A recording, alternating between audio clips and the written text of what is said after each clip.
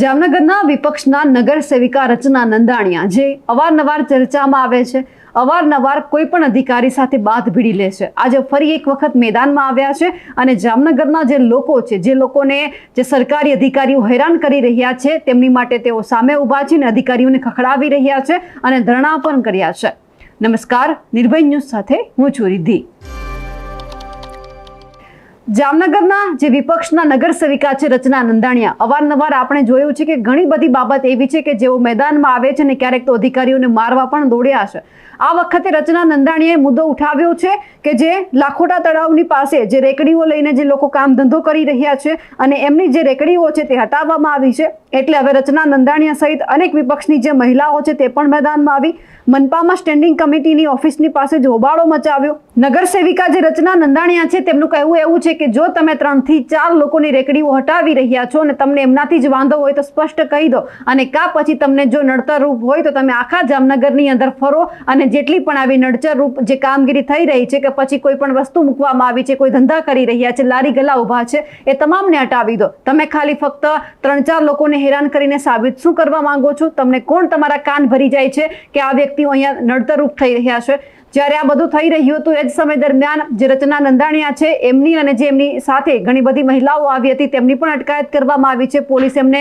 ઉપાડીને લઈ ગઈ છે। ત્યારે પણ રચના નંદાણીયા છે તે બાખડી રહ્યા હતા અને કહી રહ્યા હતા કે જવાબ તો આપવો જ પડશે, કારણ કે આવું હવે નહીં ચલાવી લેવાય। અવારનવાર તમને રજૂઆત કરીએ છીએ પણ તમે ધ્યાન નથી આપતા। હવે જ્યારે જેઓ આ બધા રેકડી ધારકો છે તેમની સાથે તેઓ મનપાની કચેરી છે ત્યાં પહોંચ્યા હતા અને જે હોબાળો મચાવ્યો છે, એમની શું માંગ છે તે પણ સાંભળીએ।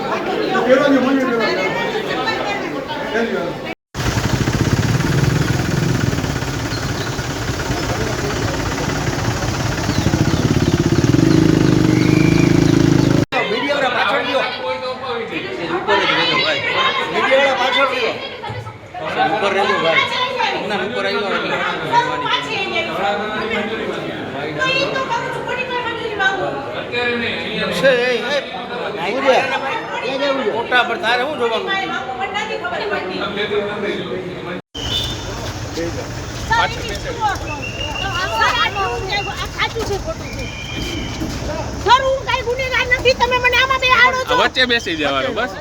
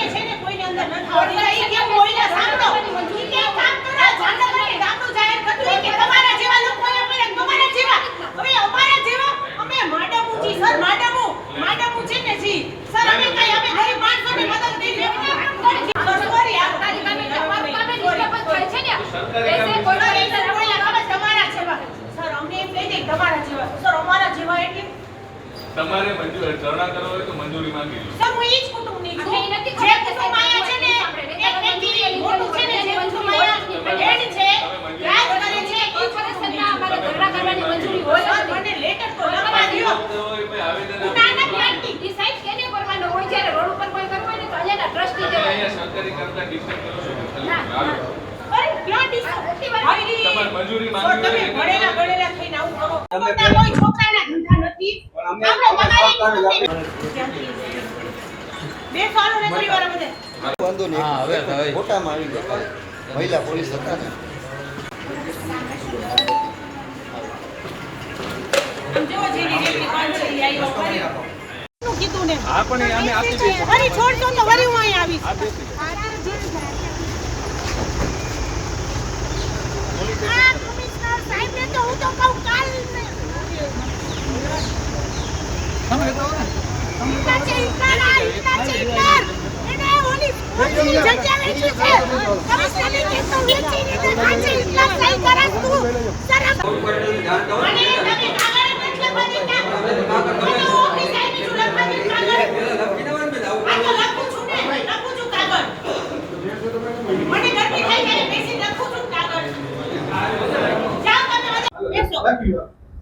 કોણ છે મને નીચેથી વિરોધ પક્ષમાંથી ચેતનને બોલાવી દો તો ચેતનને બોલાવો વિરોધ પક્ષમાંથી ના આ તો રજૂ ઓલો આવેદન છે એ નથી હવે આવેદન ના પાડી દીધી અમને ધરના ઉપર ગાંધી ઉપર આવો તો આ ઘરના સભ્ય આના ઘરમાં 15 દિવસ રાશન નથી ગયું શાક પકાલું દૂધ દહીં છાશ રેકડી કેટલા દી થયા બંધ છે આ લોકો? 11 દિવસથી અને કારણ શું આપેલા? ટ્રાફિકમાં નડે છે અને ખરેખર કોક બીજાની માંગણી શું છે? કાંઈ છે આમ? કાઈ નથી કે આખા જામનગરની બંધ કરી મેં તો તમે કરો ને આખા જામનગરની પછી મેં આ બારી છે ને મીટિંગની બારે બધી પાર્કિંગ કરીને બેસી ગયા છે હવે અમે ક્યાં બેસી ગયો આવી રીતે કાઢો છો તમે ઘણા જો સાહેબ જો આટલી વાત ત્યાં ને તો મારી પાસે પછી કોઈ આવતા નહીં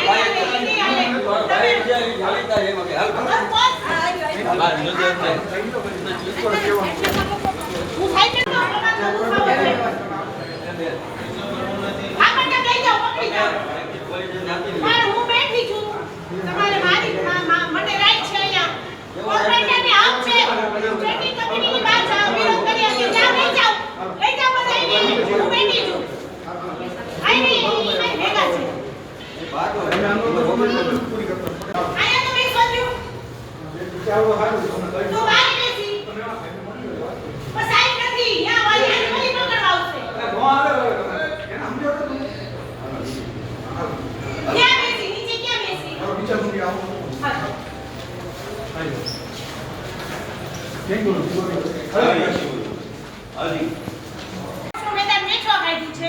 ભાઈ કામ વેચવા કાઢ્યું છે શું કામ વેચવા કાઢ્યું છે આવા બધા એમાં રસ છે આ ગરીબ માણસોની રેકડીઓ બંધ કરાવી છે મોટા કરોડોમાં રસ છે ના પાડી ચોખ્ખું બે હાથ જોડીને ભાઈ સાહેબ આપું કરું છું કે સાહેબ આ લોકોને ખાલી ઊભા રહેવા દો નોન વોકિંગ ઝોનમાં છે તમે ઊભા રહેવા દો નોન વોકિંગ ઝોનમાં ના પાડી દીધી તો અમે કહી દીધું કે અમારી રેકડીઓ ચાલુ નહીં થાય ને તો હું તેવા એ જ રહેશે કઈ આટલી દાદાગીરી હિટલર સાહી તો અમે અમારા ઘરમાં ને અમારા ખાનદાનમાં કોઈની સહન નથી કરી તો આડી વર્ષના વાળા સાહેબની હું સહન કરીએ કેટલા રેકડી વાળાની કઈ જગ્યાએ ઉગતા હોય? કુલ આ લોકો કેટલા છે 10 જણા છે અને એ લાલ બંગલા પાસે 5 જણા છે અને બે નેગેટિવ માણસને કારણે આ બંધ કરાવડાયું છે બીજા કોઈને કારણે નથી કરાવડાયું બે હાલો સાહેબની આ તો મને લખવા તો દ્યો પણ બે મિનિટ આ તો મને બેવા તો દ્યો તો લખું ને કે આ જે બધા લોકો રેકડી વાળા છે તમે આ ભાઈને જુઓ આ બેનની દવા આલે છે કોઈ નેગેટિવ માણસ મેન અધિકારીને અહીંયા રજૂઆત કરે ને કે મેન અધિકારી સાહેબને શું ખોટી વાત કરે ને ઈ ખબર નથી એટલે સાહેબ આ લોકોની હાલતા 10-11 જણાની રેકડી બંધ કરાવી દે ને લાલ બંગલા પાસે રેકડી બંધ કરાવી દે નોન વોકિંગ ઝોનમાં ઉપાડે છે ટ્રાફિકમાં છે નહીં ફોટા વિડિયો પ્રૂફ છે છતાં એ લોકો રેકડી બંધ કરાવે છે અમે લોકો જ્યાં સુધી અમારી રેકડીઓ ધંધા ચાલુ નહીં કરાવે ને ત્યારે ઘરે જવાનું થતું નથી અમે કોઈને નડસી નહીં નારા લગાવસી નહીં તોફાન કરસી નહીં જામનગર મહાનગરપાલિકાની જનતાની પ્રોપર્ટી છે આ જનતાની પ્રોપર્ટીમાં અમે સાઈડમાં બેસવાની છૂટ છે અમે જ્યાં સુધી અમારી રેકડીઓ ચાલુ નહીં થાય ને ત્યાં સુધીના અમારા ધરણા ચાલુ રહેશે અમારી રેકડીઓ ચાલુ કરો આ 15 વર્ષના ધંધા આ સાહેબ અઢી વર્ષની પોસ્ટિંગ માટે આવે ને બંધ કરીને વયા જાય વળી જાશે ને એટલે બીજા કમિશનર આવશે એટલે વળી ચાલુ કરશે પણ ઈ જગ્યાએ કોઈ બીજા આવી ઉભા રહી ગયા હોય આ બિચારા 15 વર્ષથી ધંધા કરે છે રિક્ષો લઈને આવે છે બપોરના 12 વાગે આવે ને રાતે વયા જાય ત્યાં એની રેકડીઓ ઊભી નથી રાખતા રિક્ષો લઈને આવે બપોરે 12 વાગે આવે દાદાગીરી નહીં આલે કોઈને ખોટી રીતે ગરીબ માણસોને હેરાન નહીં કરે કોઈ અમે અમે જામનગર મહાનગરપાલિકા પબ્લિકની રજૂ ના પાડી છે અમને અમને ના તો આપણો સાહેબ મારી બેન જો જામનગરમાં જો આપણો સાહેબ તું મારી બેન જ છો બેન તમે મારા ભાઈ છો જો મેં આ છોડું ચોકમાં તમારો વિરોધ કર્યો નહીં ભાઈ સાહેબ અમારું વિરોધ નથી ના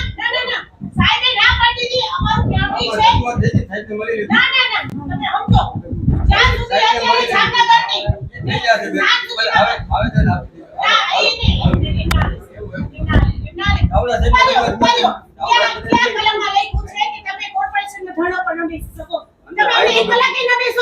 તમે બેન બેવાની તમને ક્યાં ના પાડી આપણા સાહેબને મળી પછી તમારે ક્યાં બેસવાનું પેલા ચાવડા સાહેબ રાઈટ છે બેન હું ક્યાં ના પાડું રાઈટ નથી તમને પણ પેલા તમે જાણ બધી પછી અગાઉ જાણ કરવી પડે ડાયરેક્ટ નો કહેવાય સાહેબને મળવા આવ્યા હોય ને તો સાંજ સુધી બેસવાનું પેલા અમાર પીએન મળી પછી હું તમે હમણાં લેટર લખી મોકલાવું છું. તમે હાલો તમે એકવાર અમારે પીએન રજૂઆત કરજો આપણે બેન ભાઈ બેન હાલો ચકેડી બીજી જગ્યાએ રાખવાની છે હવે ખાલી રેકર્ડિંગની છૂટ છે એટલે ચકેડી વાળાએ શું ફરિયાદ કરી ખબર નહીં કે અમારી ચકેડી બંધ કરો તો આની રેકડી બંધ કરો તો હવે ચોખ્ખી ને જટ વાત એ જામનગરમાં જેટલું નડતર રૂપ છે ને ઈ બધું બંધ કરો એ ક્યારે બધે ઓલું કેમ આ બોમ્બ પડે ને ક્યારે બધાય મરી જાય એવી રીતે કા ચાલુ કરો તો બધા નહીં કરો ને તો આખા જામનગરની હવે રેકડી બંધ કરો આખા જામનગરની રચના નંદાણીયા જે વિપક્ષના નગરસેવિકા તરીકે અત્યારે કામ કરી રહ્યા છે અને લોકો માટે અવાજ ઉઠાવી રહ્યા છે તેમને લઈને આપ શું માનો છો કમેન્ટ કરીને ચોક્કસથી જણાવજો. સાથે જ અમારી નિર્ભય ન્યૂઝ ચેનલને લાઇક શેર અને સબસ્ક્રાઇબ કરવાનું ભૂલશો નહીં. નમસ્કાર.